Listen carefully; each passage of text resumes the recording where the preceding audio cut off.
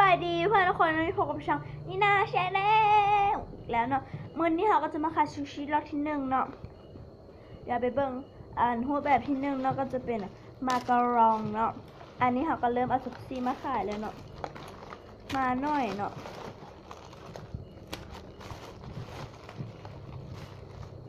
มาประมาณนี้เนาะมันจะมีเครื่องอีกอย่างอยู่ในนี้พร้อมมาหลายอยู่เนาะมินิมาทั้งหมด9อันเนาะอันนี้ก็เป็นมาการองหัวใจเนาะอันนี้เป็นหน้าสิเนาะเขาไข่เบิ่งเด้อว่ามีตำหนิเนาะหากระซื้อมาการองอันนี้มีนี่ชิ้น5,000มาดูอันเด้อบีบแห้งขอโทษนะเพราะแบบจ่ายเบิ่งความสโลว์นะเป็นหน้าสิเด้อแคปมาได้เลยเนาะสต็อปแล้วแคปได้เลย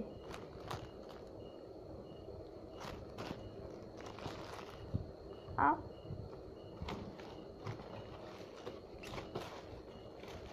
อีกงานหนึ่งเขาก็ใส่แฟตเนาะมีทั้งหมด4อันเดอร์เป็นหน้านี้แคปมาเนาะสโลเนาะ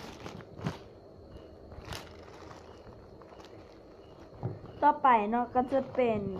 มินิอีกเช่นเคยเนาะเป็นบันมินิเนาะแบบอันนี้เขาขายช่องแพนเค้กแล้วเนาะก็แบบเหลือเศษอยู่เหลือสามอันเนาะดีเจไลน์ FC เอาให้เนาะเบื้องในที่หนึ่งเป็นบันมินิเนาะไซส์ประมาณนี้เนาะอันนี้ก็ไซส์ประมาณนี้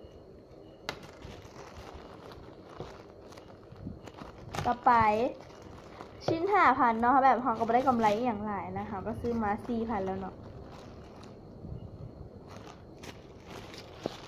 นี่เนาะต่อไปเนาะก็จะเป็นมินิชิ้นเคยเนาะก็จะเป็นแบบนี้แล้วมันก็คือตัวนี้เนาะได้ไปแต่อันนี้เขาแต้มหน้าเองเนาะอันนี้มันคือกันโดยไม่ได้ตั้งสีซื้ออันนี้ FC เอาให้เนาะเพิ่นเอาบิ๊กแต้มเอาเพราะเป็นอย่างเนาะตำหนิก็บ่เป็นตอนนี้บ่มีตำหนิเด้อ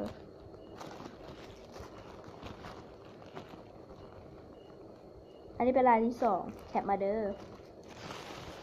นี่กะเข้าประมาณนี้เนาะโอ้ตายมินิเนาะอันนี้ชิ้น5,000กีบเนาะเข้ามาประมาณนี้เนาะแคปฮูมาได้เลยเนาะต่อไปก็จะเป็นมีเดียมเนาะอันนี้ก็จะเป็นพีชเนาะซึ่งแป๊บนึงเด้อแล้วเนาะไอเนาะอันนี้ทุกคนถามว่าเป็นอย่างไรเซนิกไทยเฮียนเซนิกไทยแบบบ่แม่นเนาะใจเขาไปเฮียนภาษาอยู่ที่ปักษรเนาะนี่ก็เป็นพีชเนาะแพ็กเกจติดบ่ได้เนาะเป็นของมือหนึ่งเนาะมันติดบ่ได้เขาจะติดสปัดไปให้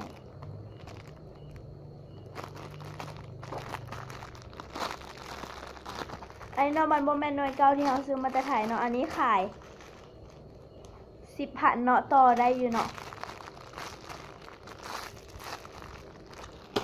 ต่อไปเนาะเป็นพีซตัวนี้เนาะตัวนี้แพ็กเกจติดใจเนาะอันนี้แพ็กเกจมันขาดหน้าเทียนนี่เขาซื้อมาในราคา10,000เท่ากันเนาะลอลินเนาะอันนี้เขาซื้อมา13นี่เขาซื้อ13อันนี้เขาซื้อมา8,000ไอ้เนาะเป็นสีขาวเนาะใครไม่จำนี้แล้วจำนี้จะเอางานเด้อขอโทษสำหรับเสียงรบกวนเนาะใหญ่ลงเด้ออันนี้โคตรสโลนี่เนาะปิดเท่าเดียวมาแต่2หน่วยเด้อจากนั้นก็เบิดแล้วเนาะ